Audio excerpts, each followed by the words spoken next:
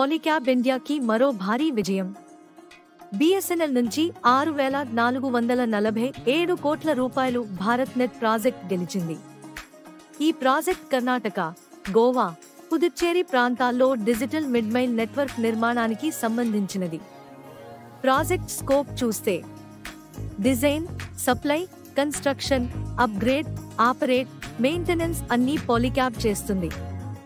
3 ఏళ్ల కన్స్ట్రక్షన్, 10 ఏళ్ల maintenance. Contract breakup 3,742 కోట్ల రూపాయలు.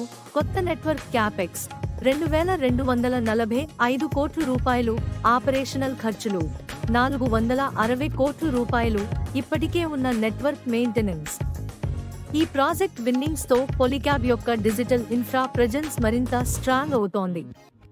స్టాక్ రియాక్షన్ ఓపెనింగ్ 3.4% పాజిటివ్, కానీ డే ఎండ్ లో 1% డౌన్.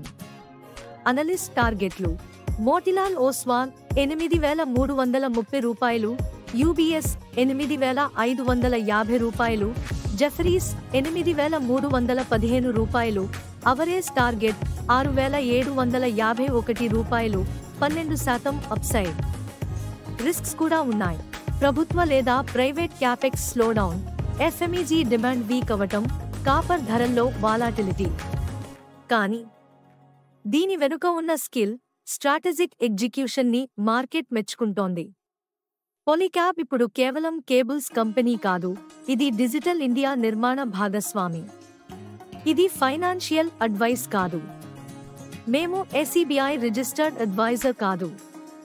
ముందుగా రీసెర్చ్ చేసుకోండి. ఇంకా ఇలాంటి స్టాక్ అప్డేట్స్ కోసం AR stock market whisperers channel ని ఫాలో అవ్వండి.